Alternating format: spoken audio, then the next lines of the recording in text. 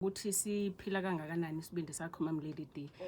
The more siphila then sizokwazi ukuthi siclean. Khumbula ukuthi utshwala almost 90% of utshwala if uphuzile kucleanwa isibindi emzimbeni wakho. So isibindi kuyisona esindwayo if ukuthi uphuza kakhulu utshwala. So ke ngokuthi uhealthy kanjani then isibindi sakho naso sizokwazi sikusiza ukuthi usikhiphe utshwala. I'm sure mhlawumbe khona bathi uvale wavela isibindi. Basibethi lokuphuza manje kwathiya usikada agcina ukuphuza yabona manje uzama ukuhlanganisa kanjani once yafika entweni esibindi ngoba isibindi siyakwazi ukusitshela nje ukuthi hey uyaphuza wena ngithi umuntu efika ngithi hey uyaphuza athi hayi ngiphuza kanye ngenyanga ngithi well isibindi sakho siyakutshela ukuthi uyaphuza you know. So again dependa ngokuthi susebenzise kangakanani nesikhathi esingakanani nokuthi isibindi sakho siphila kangakanani. All right.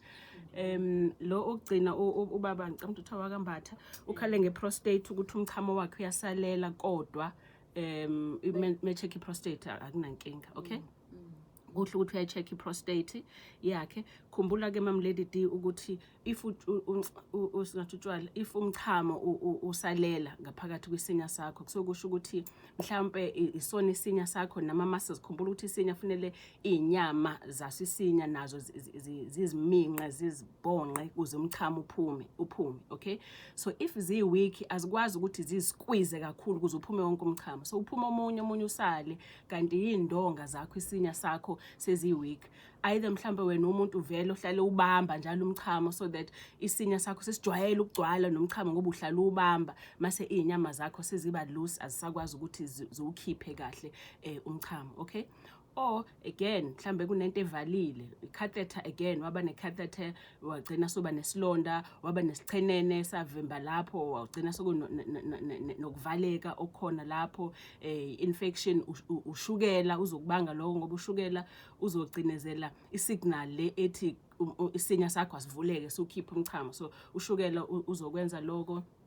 Again cishe kufanele umuntu oqala stroke futhi singakwenza lokho abantu abane Parkinson's yabo lokuthi uyavevezela umzimba wakhe ngoba kusuka ama nerves konke lokho kuzomenza futhi lonto. But mhlambe into angayenza if kuukuthi yonke into ama test akha right akazameni ukuzitime ukuthi umchamo every 2 hours akazijwayeza ukuchama kuze isinya sakhe siempthishe size siphele wonke umchamo. So every 2 hours even if akaphisiwe akayochama kuze ajwayeze isinya sakhe sokuthi asichame sukhiphe wonke umchamo okhona ngaphakathi. Also kuyasiza ukuthi umchama uvula umpompa ngithi uze amanzi agijimayo agelezayo automatically umzimba wakho ne signal from ingqondo izotshela isinya sakho ukuthi asidedele ngoba sizwa le yampophoma yamanzi mase futhi uyachama. Of course ehlisa utshwala ehlisa caffeine ngoba ezinye izinto ezingamenza lokho ukuthi agcina ususalela umchamo kayena auntie.